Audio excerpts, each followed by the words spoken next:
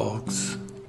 This is ACOL and ACOL's Corner, sharing about Course in Miracles and continuation of A Course in Miracles called Course of Love, and the undoing of all that which we made up in separation, undoing the barriers that we built between us and God within. So God was projected outwards, and now we're looking for God in the wrong place, and we've forgotten the kingdom within. And this is the reminder where it is and how to find it, a systematic way, using the undoing of the mind, of the thought system that was made in separation, to support us in the returning to forever. Last week I said this was going to be my last podcast. Even so, I said last week is the last podcast. I decided to do one more because it dawned on me towards the very end that I want to share about the epilogue, which is just incredible. And I had, as I said, I had such a profound experience with this book, like I've never had before with anything. And it immediately gave me the whole kingdom just at the beginning, the chapter 1. And then all I could read or listen to was this epilogue called A Note on Being.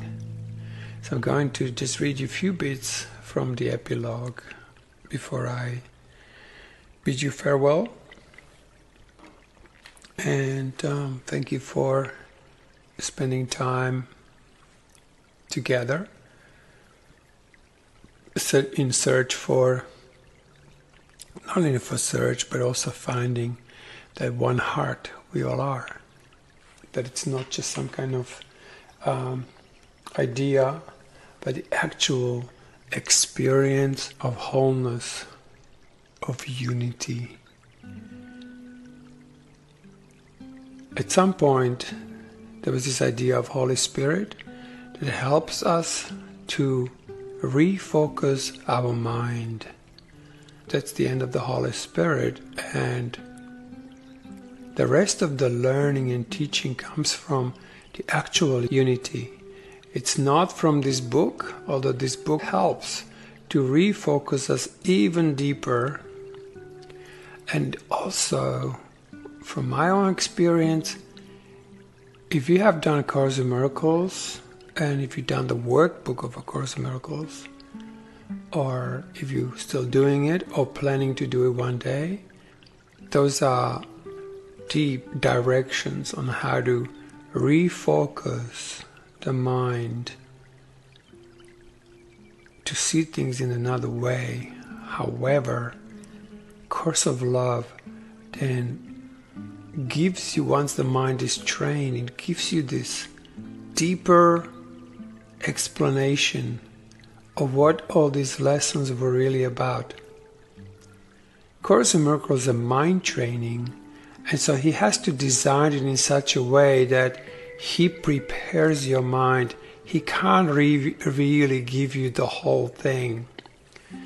Yeah, he has to train you. So all the lessons are designed to kind of dip you into the light and take you gently out. Dip you in, take it gently out. But once you have this full awakening, you will see how the design of A Course in Miracles was just really to keep you focused on a course for longer periods of time, so this training can occur. There is a danger to get locked in the Course in Miracles and think that this is the final destination. It's not. The very end of the Course in Miracles says this is not an end. It is just a new beginning. The Course of Love takes this deeper And he gives you the punchlines to the lessons, but in a different way than one would expect. So the first book is very much like the workbook, or for those who've never done the workbook, it helps you to undo certain barriers in you, right? Now he actually said that because so many have done Course in Miracles, there is a certain miracle readiness now that this book could have been given. And it's absolutely profound what this book will reveal. And one of the most unexpected things that Jesus tells us, that, you know what, we just had to make up this whole Christmas story. We had to make up even this idea of some man somewhere 2,000 years ago who walked earth and saw the face of Christ in everyone and remembered God. But those are just examples of your journey. He was just an example live. He wasn't a man to be worshipped or man to be put up higher than anyone else. He kept saying, hey, I'm your brother. I'm not above you. Only in time. And that time really does not exist. So there you go. He always dislodges it from any kind of structure, from any kind of self-improvement or images. And he says, hey, come. I'll hold you for a second and you will find out what it's like to be me. So you can then walk the earth like I did and do what I did to help your brothers and sisters to recognize their oneness and rejoice. Because there's no competition in this. You can't know more than somebody else. If you do, you're making someone less and yourself more, or some teachers we put up and make them more and ourselves less. But this is not truth. Truth reveals our perfect oneness. And even that word perfect doesn't really do the job. It's not perfect, it's complete. There's a beautiful lesson in Course in Miracles that says, truth will correct all errors in your mind. It's not going to be this book. It's not going to be Course in Miracles or anything else. The unity or the truth, when it dawns on us, when we prepare the way enough for it to enter, that we connect to it, all the rest of the learning comes from within. You will be told all you need to know, not someone else, because we have no idea really what someone else needs, right? We only and only need to find out what is my specific makeup. How did I construct myself out of heaven that I can't find the way back? I said it a few times, like, we're so good at hell. Put on the news, go on the internet, talk to some of your friends, and it's hell incarnate. We're just brilliant at it. However, who is good and really good at not only finding heaven, but remaining in it? See, the heaven is now. It's closer than your heartbeat. It's even closer than your own breath. Right? And yet, we look out through these eyes, seeing virtually nothing, totally overlooking this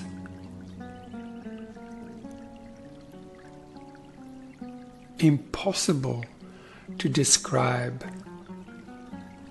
inner radiance that takes over and takes us. So one thing with this book is that you will read it and you read one sentence and suddenly you go like, oh, and you close your eyes and this inner kingdom, the inner sanctum will be ready to take you. Here comes that surrender to let that take us. Now, the ego will rush in and go, no. We got to read this sentence. We got to finish these lessons. We got to finish this paragraph. No, we don't. It will begin to take you, and it might feel as if that could be a bit scary because you don't know where you're going. Don't worry, trust it. It will begin to gently, lovingly lead you somewhere, because this book is nothing but designed to bring about an experience which we alone cannot achieve. Like he said, you can't undo the mind with the mind.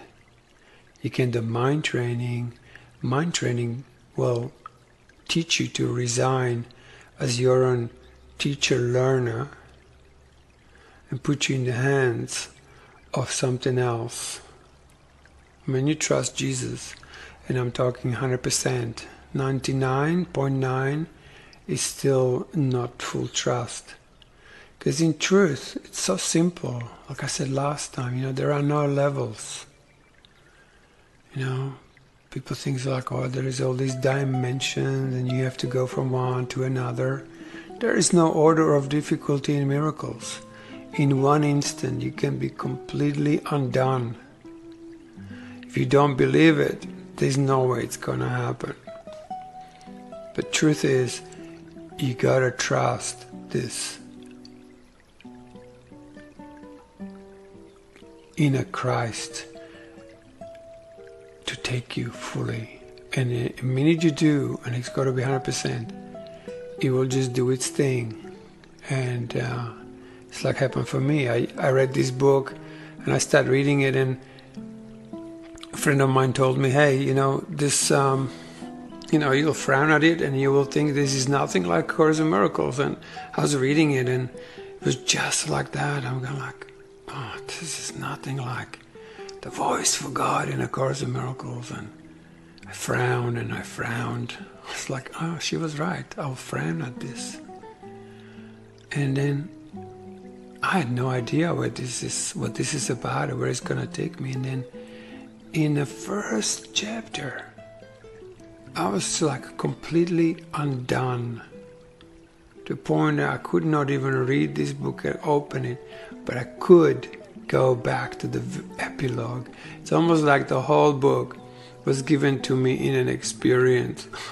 And then he says, well, now you can read it, give yourself a little break, get over yourself, and realizes this is your home, and that you did find what you were looking for. Yeah, because many of us found, but they don't know what to do with it. This book will very clearly direct you on what to do with that which you found.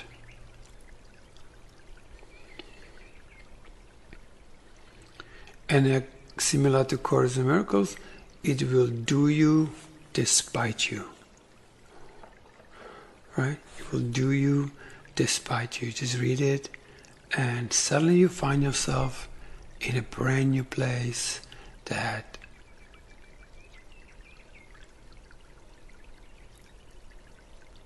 you never even read about or heard about before. And suddenly what you thought was your heart and was love changes into something so completely different and so unlike anything we knew before. And if somebody says, yeah, but I know it, well, too late, because it's all brand new already now. And now. Brand new. That's how we can never define God or never define love. Because right now, it's born again. It's born brand new. And if our mind is preoccupied with past, we are not on this new deal. We're not flying with the freshest or the latest update. I would say. We use computers, right?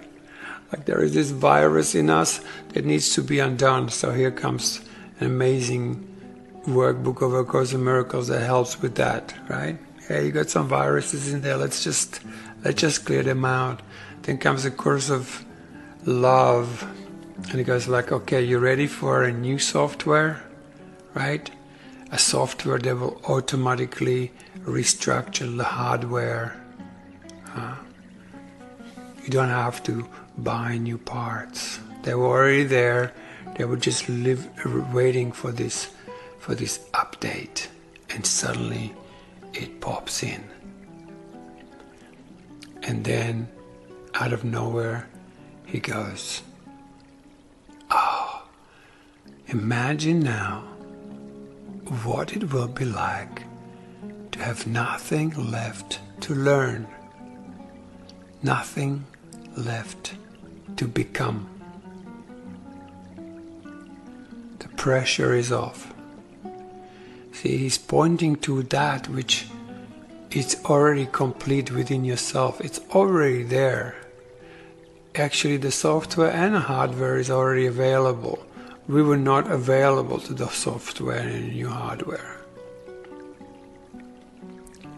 The alchemy has occurred. So now, suddenly, in one instant, in the blink of an eye, you are the accomplished. Complete and whole and happy as for no apparent reason. The alchemy has occurred. The coal has become a diamond. You have been polished. Yeah, you're crisp, clear, transparent, and shining in the reflection of your Creator. And then he goes, imagine now being able to forget all ideas of self-improvement, right? Suddenly you are complete, you are accomplished. There is nothing to improve. Imagine how much time will be saved by this quest coming to an end. Right? So he's actually bringing us to the completion of the journey. Yeah? So we can enter into the new beginning and being shown what is our next function within the wholeness. And he goes, but what now will you do? What now will you be? Believe it or not, you will find these questions arise less and less until soon, and very soon, they'll be entirely gone, never to be asked again. And he always gives you an answer to your next question, which would be why? Because now that you are being who you are in unity and relationship, these questions will make no sense to you. Because you know what? Only ego doesn't know. You as a being know of everything. You are the knowledge. You are the wisdom, if you have to name it that way, right?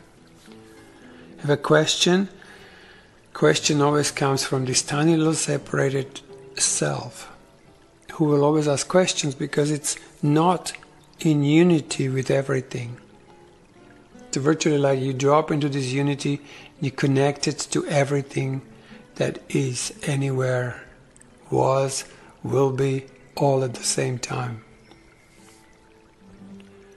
This is an experience. This is not something like you're going to have a head full of answers that you then need to write into a book to sell it to somebody. That just does not need to be. It can. But you will be told all you need to know. Like, this happened to me 5 years ago, and then 4 years after that I was just going like, wow, it was integrating. And then suddenly there was a function to do, and then, maybe this podcast, maybe I've done some other things, sharing Course in Miracles in Slovakian language, but it was like a piece of cake. It was like best thing I couldn't have come up with that. You'll have no questions. You know exactly what to do. And there's a beautiful lesson somewhere in our Course in Miracles. It says you don't know what anything is for. So you don't really know what would make you truly happy. We think, oh, if I do this or that, then I'll be happy. Or if I get this and that, I'll be happy. Not necessarily true. How many times you achieve something and then go like, this didn't really bring me what I thought it's going to bring me. Yeah? So the better question is like, God, I have no idea what would actually make me happy. What would make me happy? And then boom. But only if you don't know. In this place, you'll be told all you need to know. So it's almost like your heart begins to speak to you. It's not that something else is actually talking to you. It's not that you're praying to a God that is other than you. If God created you as God is, or in its own image, right? Which is not an image, but the beingness, the relationship, and the unity. That's who we truly are. Yeah? So these questions will make no sense to you. And he goes, they already have far less power. And then he goes, can you not feel it? And here we go again. And if you have been listening to this podcast, you know that I, in a way, hammered home one big message. And that message is, feel it. You want to learn about unity without feeling? There's no way. You want to learn about truth without feeling? There's no way. You want a full experience of wholeness without feeling? There's no way. Because you are thought and a feeling.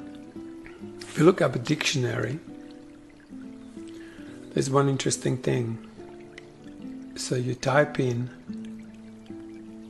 the word mind, and then you're going to be surprised what you're going to get. Mind, here we go. The element of a person that enables them to be aware. What? To be aware, not to think, yeah? To be aware of the world and their experiences. There's nowhere here it says thinking so far, yeah? That's like the beginning of a statement. It's an element of a person. So it's almost like an unnameable part of ourselves, right? That enables them to be aware. Eventually, it helps you to be aware of wholeness, of God within. Aware of the world and their experiences. Now he brings the next step. And he says, to think and to feel. What? To think and to feel. Now to think has gone ahead and it overthunk itself. His mind is just basically totally confused with its contradictions and doubts, and it's not thinking correctly, basically. Because without feeling, nothing really makes sense. What? Sense. And what's a sense? Yeah? It's a something that is deeply felt. And then he goes, it's the faculty of consciousness and thought. Right? And then they give this completely silly example, completely denying what it says. It says,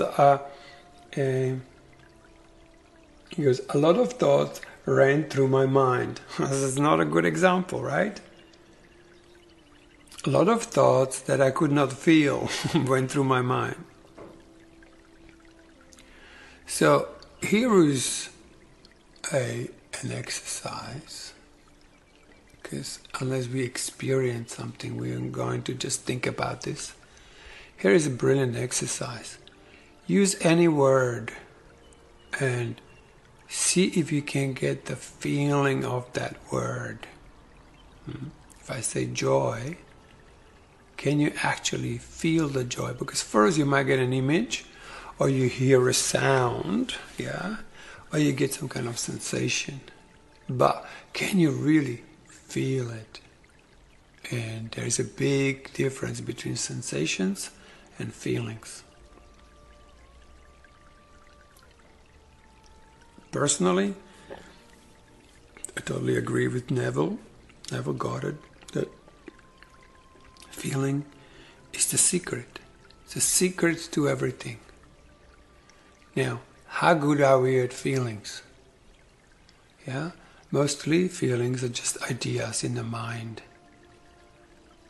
If you name a feeling something, like sadness, that's just an idea, it's a description of something that's somewhere down there that you're not sure why it's even there like that. So really allowing ourselves to go, okay, how about I ask these feelings to really show me who they truly are. Yet, even in this world, if I say one word, if I say even the word I, say I. So who is that? You just say I. Well, who exactly is that? Well, I. The more you say it, the more you feel it. That's the whole idea of a mantra, right? They give you this thing, and then you repeat it until you go like, oh my God, I am that. That's it. It's not a big deal. You just realize what that part is. And then with that, I am that, comes another way of seeing absolutely everything. And that can continue with every single word. Now, one thing that happens in the Course in Miracles a lot, almost in every lesson, he keeps asking you to slow down and repeat the idea for today. Repeat the lesson's title. Why? Because if you do and you feel it, and you can't feel when you're on a high speed movement. You feel when you slow down, you go a bit quiet, and you begin to listen to your feelings. Now that whole thing is an art of feeling. He calls it the art of thought, but it's the art of feeling. You become artistic, same as you become verbally articulate in the expression of complex thoughts and patterns and visions. You become equally evolved in the expression of your emotional intelligence. This is the vast subject, which I might take up in maybe next series of talks. One of my personal discoveries was that feelings don't talk. They express by being felt and being felt and being felt. The same as I'm right now talking, I am using thoughts, and words are the means with which they are shared. So that's one way. Fortunately, if you were here with me right now, yeah, and I would drop deeply into this realm called pure feeling, yeah, I guarantee you would have an experience. Just being in the presence of this, yeah, because this vibration would resonate in your vibration. And some of you guys made some comments, and I can see or feel that you, even through my voice, could get in touch with this deep emotional intelligence. And that's just the beginning of it.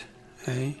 First it becomes emotional intelligence, then it becomes a vibratory state, then it helps us to drop in a unity, and then you begin to radiate it, to sustain it. Because if you don't give it, it will be locked up again soon. So to allow ourselves to feel a word and then express the feeling by feeling it and not necessarily talking about it.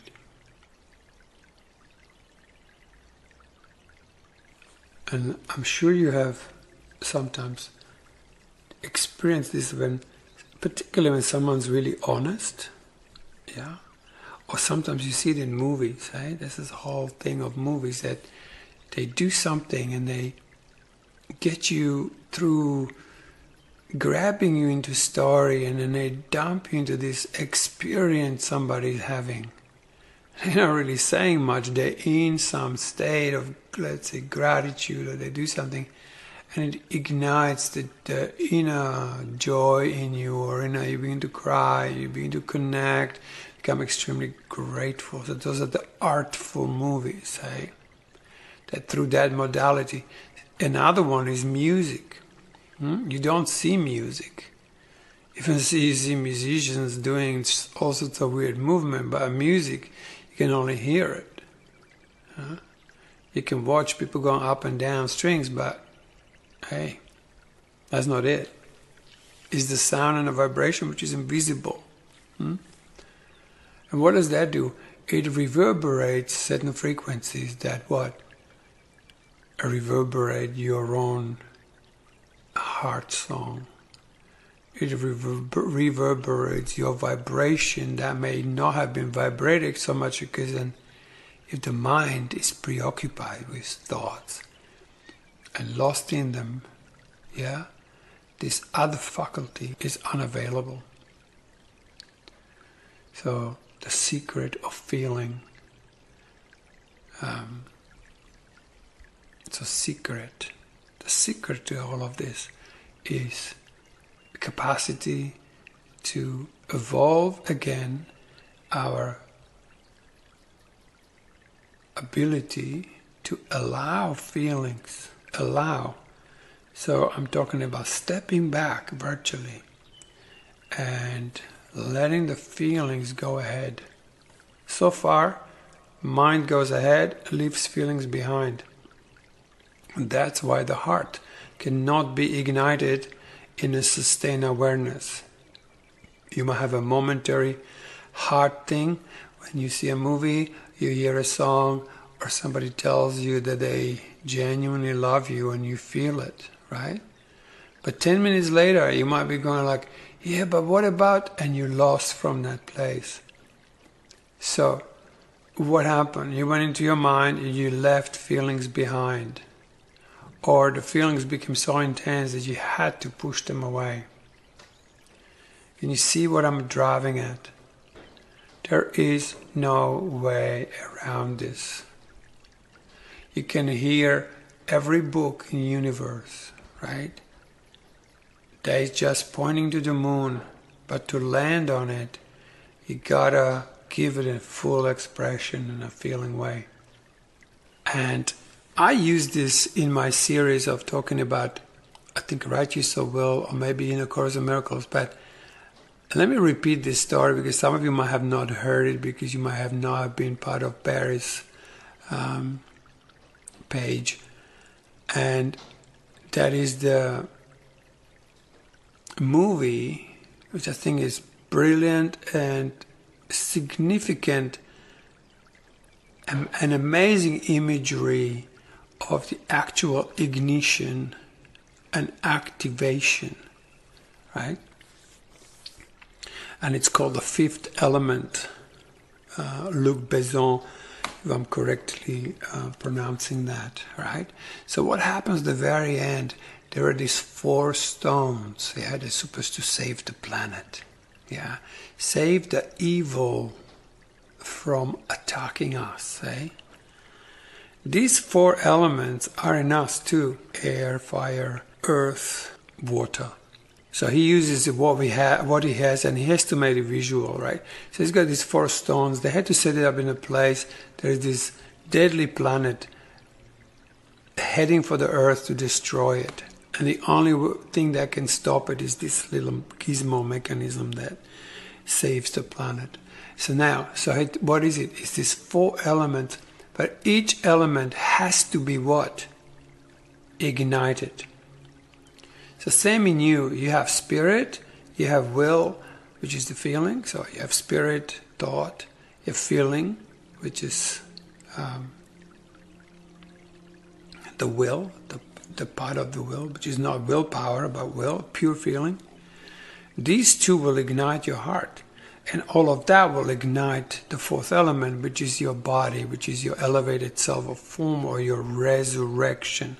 Resurrection is a real deal. It's not something that Jesus did. It's something that we all have absolute capacity to do in this very moment. Now, so what happens next? Then now they have these rocks there, these stones in there, and they just standing there, nothing going on. And then there's a little priest who goes like, now we're screwed. And he takes a deep breath and he blows on one of these stones, and that stone brings up light. Yeah, so you have to ignite each of these elements, right? And you ignite it by expression of that particular element. So it's like your spirit needs ignition. Yeah, so that's like the first awakening you get, like, phew, I am that. That's not the end of it. This is the beginning, right? The next element to ignite is your real feelings. A subject that's virtually, mostly dismissed. And even when you do therapy, it's still really not fully understood how deep. That's why if you want to really have a good grasp on this feeling business, there is a series of books, just like A Course in Miracles for the mind, Course of Love for the heart. There is this series of books for feelings. It takes you through this crazy journey, and my God, you really get understanding on feelings that you have no idea was even available. Now, where are we? We are igniting the will, we're igniting the feelings. So now they ignite, he blows on it, so that's air. Yeah. And there's Bruce Willis, of course, and he goes, okay, I get it. Blow on it, So they blow on it, they ignite it, and he realizes, aha, water for water, earth for earth, fire for fire, right? So they ignite all these 4 elements. And watch this. This is where it gets really profound. You have never seen this movie like that, and you can just go on YouTube and just write in 5th element and type in a final scene, and this whole thing that I'm describing is right there. Although I would recommend, as crazy as the movie is, right? Again, he grabs you into a story, and at the end gives you this pearl of an experience of the ignition of who you are into your wholeness. So evil vanishes from your existence. So here we go. So now they have them all ignited, and now they're going, now what? Right? And so now they have this woman called a supreme being. She's a supreme being. She's got this name, but earthly name, but there she is, the supreme being. And she just watched these videos of what we do on earth, how we, genocide and the wars and atomic bombs and famine and just all the stuff that we do to each other. Countries destroy country, and all of that for specialness, for getting rid of the peace. Yeah, what is war? Getting rid of peace. And she's like, I don't want to save this planet. What for? You guys are crazy. And they go, Bruce Willis, no. We have good things. We have also, she goes like, love? He says, yeah, we have love. And what is the last bit in this to ignite to this whole mechanism to stop this planet is that this man has to express, not just say it, but he has to express the love for the woman, which is the supreme being. So she's she's a woman, yeah, and he's a man. So they have everything ignited, same as you could be fully ignited. I'm gonna tell you, I have this every day with my partner, right? I ignite, she ignites, and we create something that was not before. It did not exist, right? So I ignite my elements, she ignites her elements, and now there is masculine and feminine, giving and receiving as one. And I ignite my elevated self of form, which is the fourth element, the earth, right? Becomes ignited, while the spirit and the will are balancing in the heart and birthing a brand new moment. I am masculine, she is feminine, and I am now we're creating a unity. Yeah, we're creating love that has nothing to do with the love as we know it, as we knew it. You see? So, same in that movie, right? He expresses his love. He has to say it. He's already feeling it. He's already in it, but he's not getting it across to her. Finally, he says it, I love you, and then he kisses her, which is like the sort of an expression of joining, yeah, wholeheartedly. And then what happens next? She ignites herself and she blows this light out of herself that freezes the evil planet that is about to destroy Earth, which is basically saying they eliminate the evil. There's no more evil. It just can't be happening. So can you see, that's like a brilliant metaphor how we have to ignite these four elements in us. So you have this, like I said, Holy Spirit will lead you to the kind of ignition of the mind.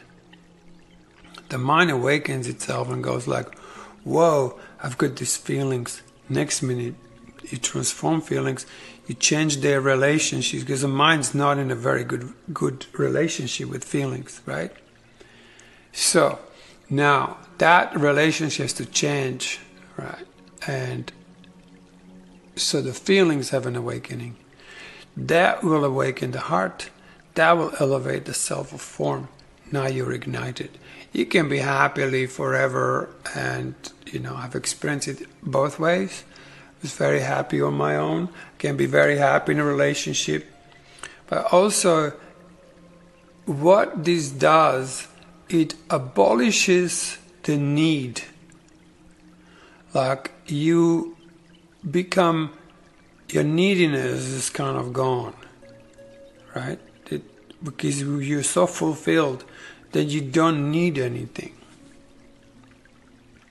So it does not require a relationship. And you can also establish this with your allies, your closest buddies who are awakening along with you. So you don't have, I'm not talking about one has to be in a relationship. If you are, and sometimes I am and sometimes I'm not, and it's a complete deal. It's a complete thing. Either way you take it, all right? If you need to heal relationships, then someone's going to rock up and meet you in this. But first of all, you got to find this established self in you. So that's a really beautiful metaphor, right? And then he says, you are in relationship now only with love. And so nothing will be hard for you. Desire an old pattern to be gone, and it will be gone, right? Because you have an ability to express. And you will have all sorts of weird feelings come up from history, but you will just go like, hey, I'll just give this a full expression. You don't have to deny it anymore. Because the denial of feelings, it's what sort of makes up the world we find ourselves in, and then that gets projected outward. And then you see the misery and pain and suffering all over the planet.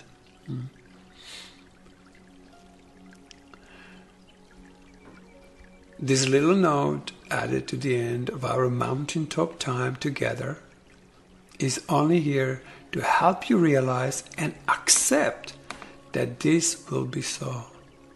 Do not expect difficulties, and they will not arise. Now this is the whole subject, how we are so good at hell. I don't want this. I don't want to feel like this. I don't want the world to be like this. What you're doing, you're focusing at what you don't want. Do not expect difficulties. So you have a situation, let's say you go in a relationship, you expect difficulties, guess what? They're coming your way. Because what are you focusing on? Difficulties. Just so like, hey, I know wholeness will correct all errors in our mind. And there you go. You get constantly corrected. Epilogue, paragraph 4. You have returned to your true nature. Perhaps you will remember that within A Course of Love, which is the first book, you are once asked to imagine the ocean and a cheetah, the sun and the moon, or God Himself, attempting to learn what they are. They are the same as you. All exists within you. You are the universe itself. Right? Tell me a thing that does not exist in you. That's a crazy question, right? Tell me a thing that does not already exist in you. Yeah? And you will find things that you think they don't exist in you. Why? Well, because you haven't given them a full manifestation yet. So here comes an invitation to a great experiment. You go like, okay, feel pure joy and give yourself an hour of pure joy and don't let anything else creep in. It's like, you know what? It's going to do joy. You know how you focus on negative and how things not going to work? Well, reverse and go into like how it is going to work. Like, let's get good at heaven. heaven is something we are going to have to come up with. It's inherent in us, yeah? Yeah, but heaven is when so and so and so happens. No, no, no. Heaven is in you right now. You can just even say word heaven and just say, all I want is heaven. And anything less than that, when it creeps in, you go like, sorry, I'm not doing this. I'm not doing hell right now. I'm doing heaven. And notice how it begins to increase a sense of freshness and newness and sustainability and love and wholeness and joy and peace begins to come on. And you go, oh, I'm in heaven right now. It's not one day. It's now. So you sit there. So I'm doing heaven. And so now these four elements begin to ignite, yeah? Your masculine and feminine within begins to provide and birth this new element in your life, which is heaven. Course in Miracles says, heaven is a decision I must make. So here we're sitting and we're like, okay, let's do heaven. And give yourself, I don't know, 2 minutes. Give yourself 4 minutes. Give yourself and give it a go for a week. So like, okay, I'm just gonna do myself 5 minutes of heaven. But you gotta create it. So you focus on heaven, everything's coming your way as heaven. Focus on what you don't want, everything comes your way as what you don't want. And you get more and more and more and more of what you don't want. Rather than giving a manifestation what you truly desire. And you often ask people, what do you want in life? It's like, I don't know. Yeah, why? Well, because you just haven't sat down and made a decision how you want life to be. You will become a victim of a world we see, but what we don't see, that we are the one who makes up this world by denying the happy thoughts in us.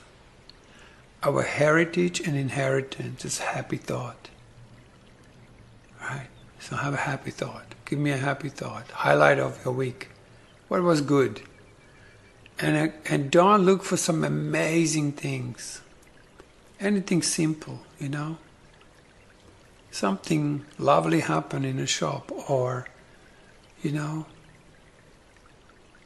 it was a nice day, or you had a moment with your kid, or you have a moment with your partner, or you have a beautiful moment with your dog, or anything. Doesn't matter what it is. You know, it could be, you know, maybe you had a cigarette and it was just like the best little puff you ever had. It's like, oh man, I had this little puff, and I was like, oh God, it's like I could experience eternity. It doesn't matter what it is, it's that it is. Now, the key element is to translate that experience into a feeling. You got to drop it into the mother so she can birth it for you. Without her, we are living unmanifested life. We have not created ourselves. So there you take the tiny little idea and you put it into a feeling, and rather than talking, you go, how did that make you feel?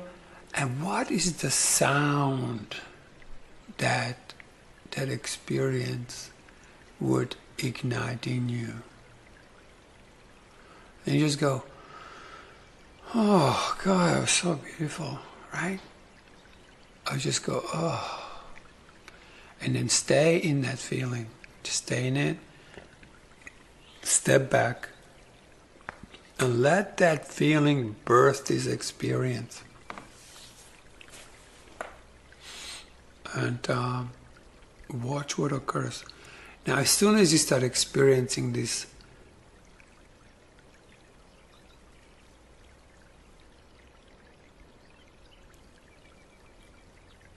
heavenly expression, right, there comes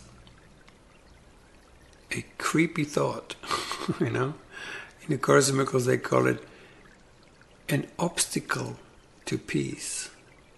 And number one obstacle to peace is a desire to get rid of it.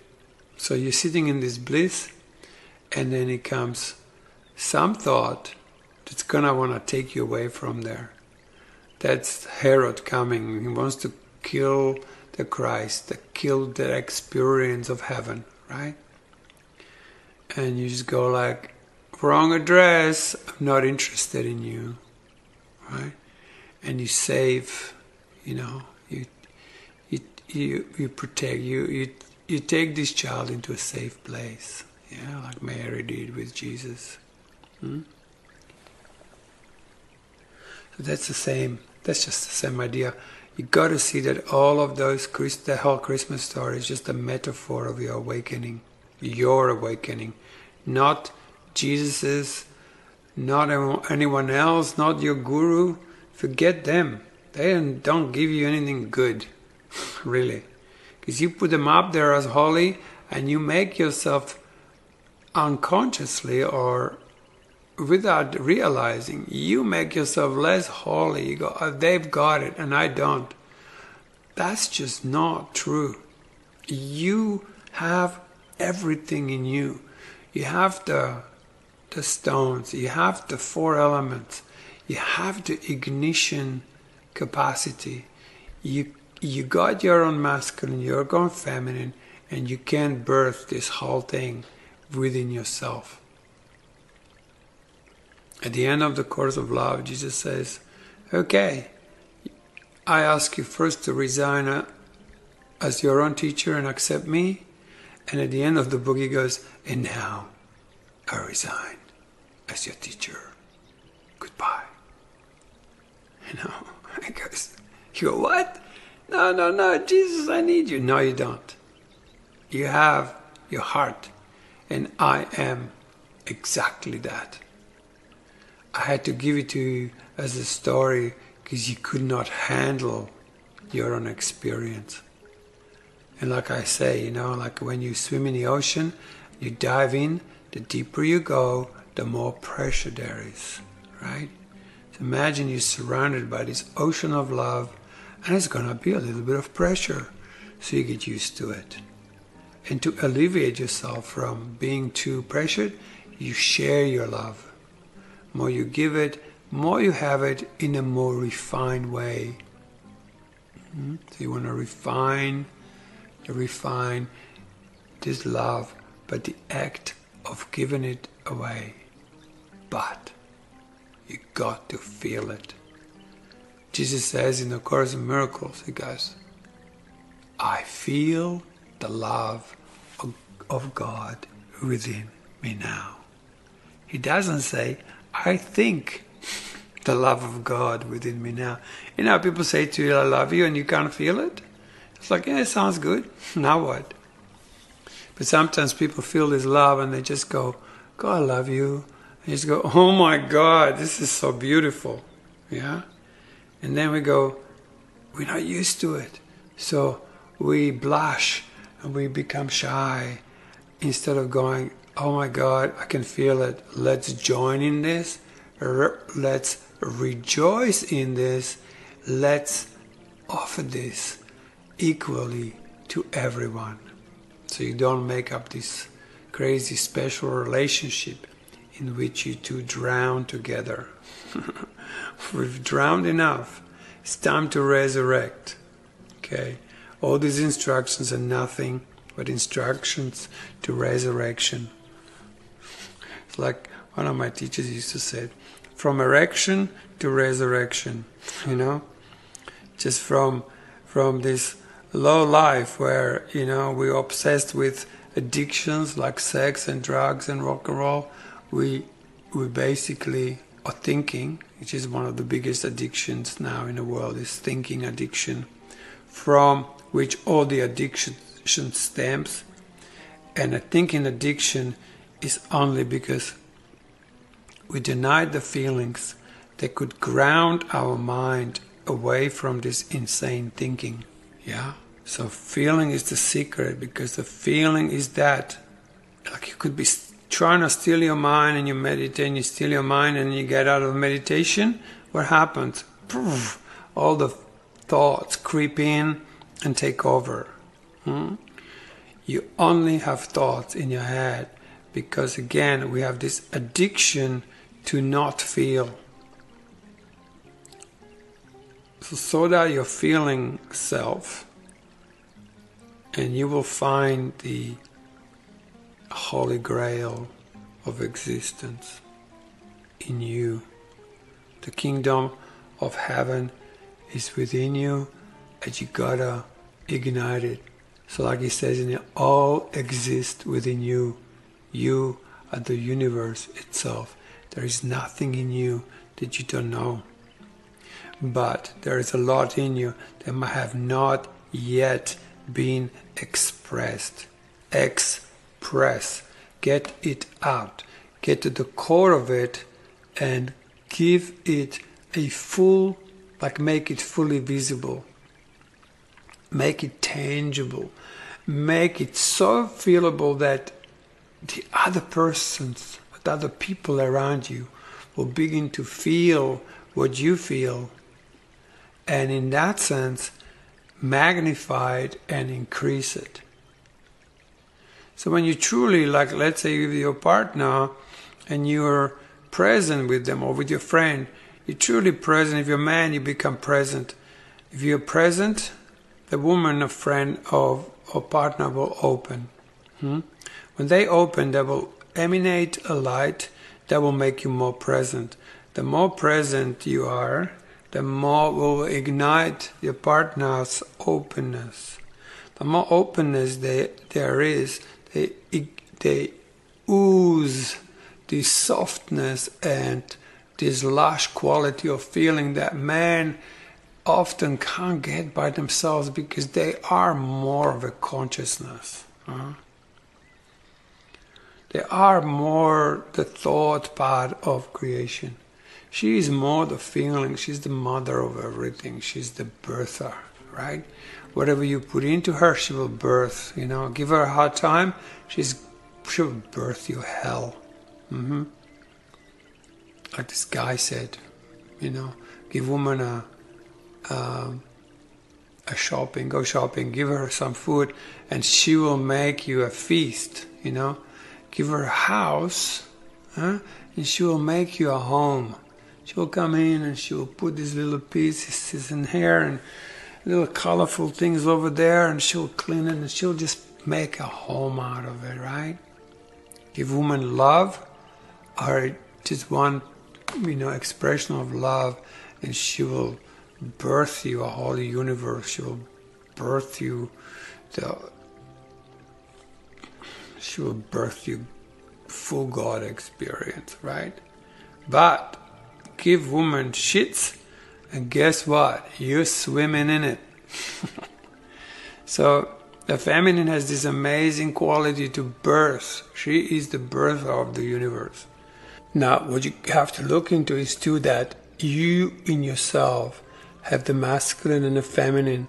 Now, even if you're a woman and your mind is giving unpleasant thoughts to your will, she will birth it for you, and you will find yourself birthing hell for yourself, and same for the man. So most of all, this whole transformation has to begin within. Once established within, it can be extended outwards. That's why I love the righteous soul, because it brings this element of the mother into the equation, because you can be awake in your mind and the singularity, and you can wipe your butt with it, let me tell you. Because when you really truly understand polarity and how it works, you'll actually experience oneness that will fulfill you to a point where the search for God is over. Yet, you're entering to a new era of being, the golden age, where you are the one. You know? People say, oh, you're the one, he is the one, or she is the one. No, no, no. You are the one. You got to marry yourself first.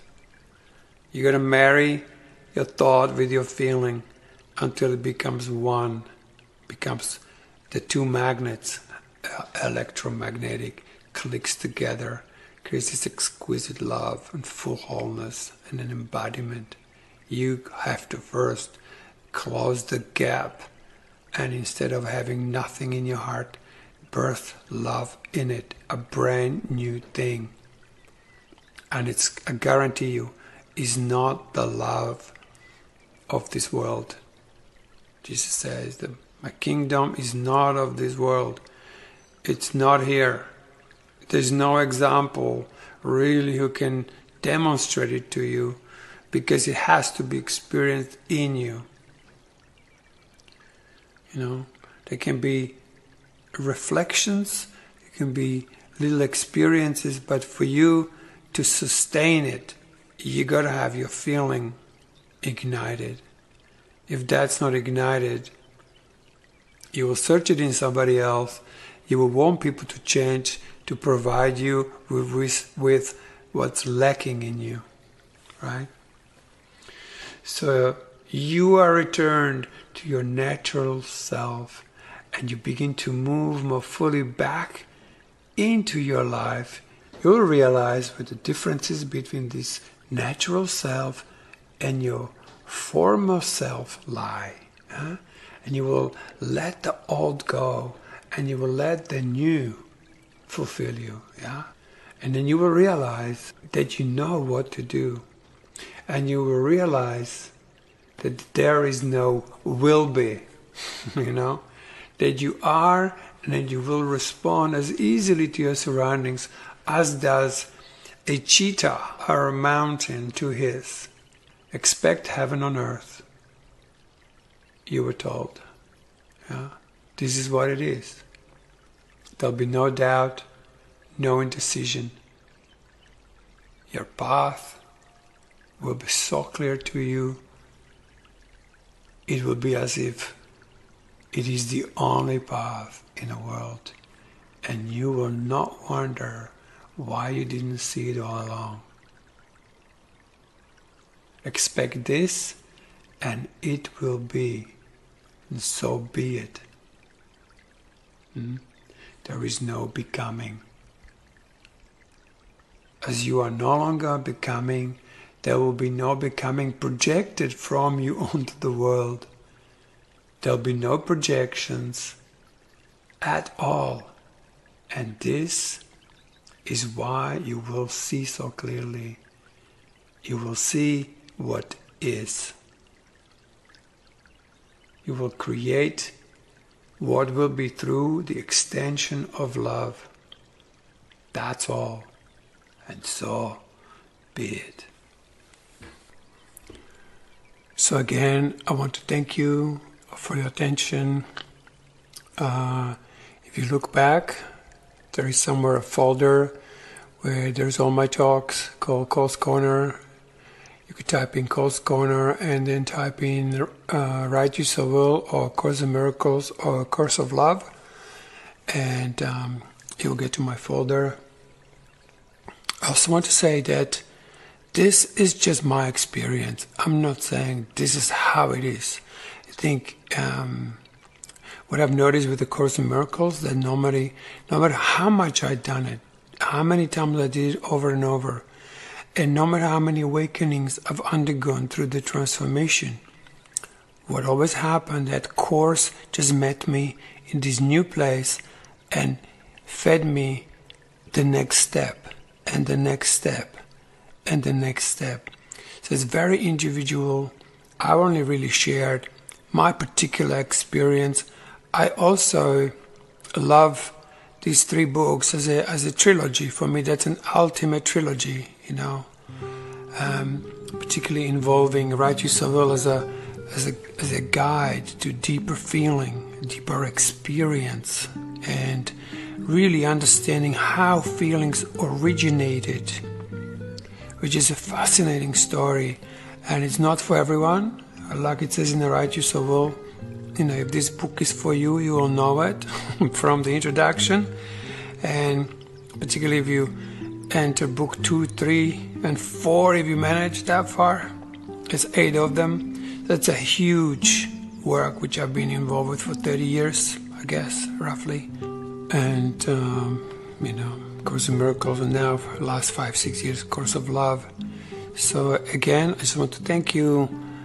I want to wish you all the best, and also thank you for your beautiful messages, your connections, and some of you been leaving me messages for quite some time. So I feel like I know you a little bit, and we went through some questions even in a previous podcast. So again, thank you again. And of course, gratitude to my brother from another mother who puts together all my talks and sends them out. So thank you, Barry. Until next time, blessings.